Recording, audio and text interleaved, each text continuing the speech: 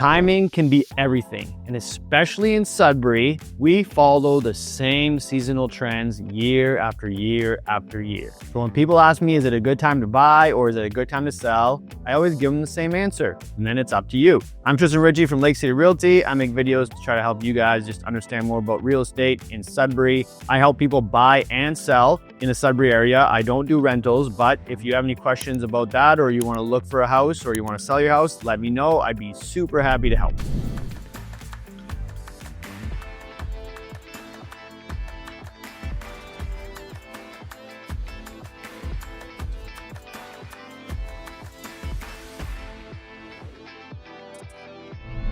There are two main trends that happen every single year in Sudbury. Going back since I started 10 years ago, the waves have been way bigger lately, but it's still pretty predictable. No one has a crystal ball, but this happens almost every year, sometimes a little bit different than others. So what is it? Number one is the inventory. So inventory always hits super low in December, January. So there's very little to choose from. That's because no one really likes to move in the dead of winter. There's not that many buyers out there either. People are focused on Christmas. The down payments are maybe spent on gifts, right? So there's a little bit less focus on real estate. It's closer to the holidays. It's winter. So all of these things combined cause a lower amount of inventory because it gets eaten up from what happens in the spring. So that's why the spring market is usually pretty hot, is because the lack of inventory, then January hits, the buyers are like, okay, New Year's resolution, maybe I'm saving up or I'm gonna start buying a house. So they start inquiring, start kind of looking, but there's nothing available, right?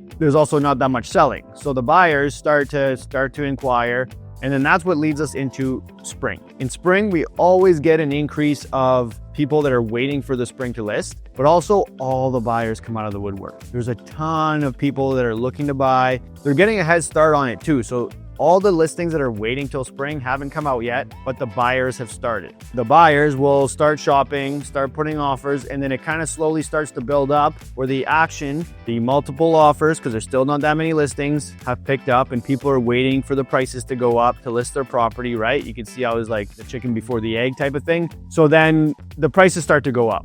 Again, every spring this happens. A couple years ago, it was as much as 23% from December to June. Right? That's a huge increase. So if you bought in December, January, you got a smoking deal. And then if you bought in June, people even know that they still wait, right, to buy. Once all the super active buyers that are really anxious to get a house kind of bought during the spring when all the new listings are starting to hit, then we hit another trend, which is in the summer, it slightly slows down. Prices are up, but the amount of new listings doubles, triples, increases a lot. So there's way more to choose from. Buyers are a lot more likely to say, hey, I'm just gonna wait till next week or till tomorrow. There's gonna be new listing. December, January, sometimes we see 5-6 listings a day. And in the spring, summer, sometimes we see 35 listings a day. That's a huge difference. So the buyers during summer, they're still buying. It's still a busy market. It's just not quite as hectic as the spring where you're like, a lot of the holy prices, right? You're like, wow, how did they get that? And that's because there's just a lot more to choose from. And then everyone that waited till spring has already listed. So then the inventory starts to drop in about August. About August till into September, the inventory starts to drop because it starts slowly getting eaten up.